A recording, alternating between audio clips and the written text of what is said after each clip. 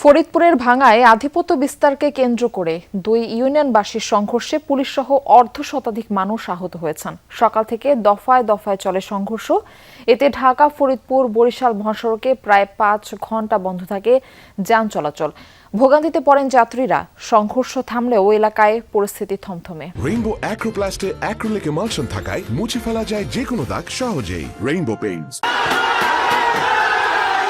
সকাল থেকেই উত্তপ্ত হয়ে ওঠে ফরিদপুরের ভাঙ্গা উপজেলার পুকুরিয়া বাসস্ট্যান্ড এলাকা। হাতে ঢাল, ছুরকি, লাঠিসহ দেশীয় অস্ত্র নিয়ে মহাসড়কের দুই পাশে জড়ো হন হাজারো মানুষ। কিছুক্ষণ পরেই শুরু হয় ধাওয়া পাল্টা ধাওয়া, ইটপাটকেল নিক্ষেপ। মুহূর্তেই রণক্ষেত্রে পরিণত হয় পুরো এলাকা।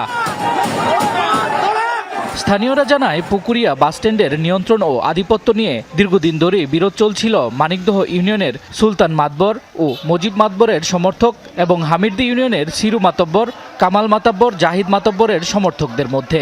সেই বিরোধের জেরেই এবার হামিরদি ইউনিয়নের মহেশরদি মৌজার ১১ গ্রামের মানুষের সাথে সংঘর্ষে জড়িয়ে পড়েন মানিকদহ ইউনিয়নের ৪ গ্রামের বাসিন্দারা।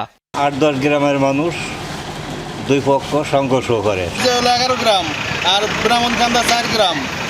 এই সকাল থেকেই মনে করেন শুরু হয়ে গেছে সংঘর্ষ। দফায় দফায় সংঘর্ষে আহত হয় পুলিশ, সাংবাদিক সহ উভয় পক্ষের অর্ধশতাধিক। এ সময় বন্ধ হয়ে যায় ফরিদপুর বরিশাল মহাসড়কের যান চলাচল। মহাসড়কের দুই পাশে সৃষ্টি হয় দীর্ঘ যানজট। ভোগান্তিতে পড়েন যাত্রীরা।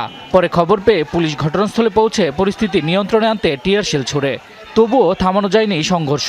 পরে অতিরিক্ত পুলিশ গিয়ে পরিস্থিতি নিয়ন্ত্রণে আনে। প্রায় ৫ ঘন্টা পর মহাসড়কে স্বাভাবিক হয় যান চলাচল।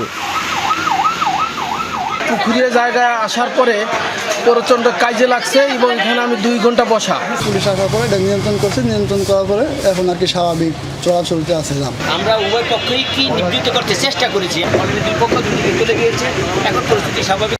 বর্তমানে এলাকায় থমথমে পরিস্থিতি বিরাজ করলেও আইন শৃঙ্খলা বাহিনী সতর্ক অবস্থানে রয়েছে। শামস তাবরিজ উচ্ছ্বাস, যমুনা নিউজ।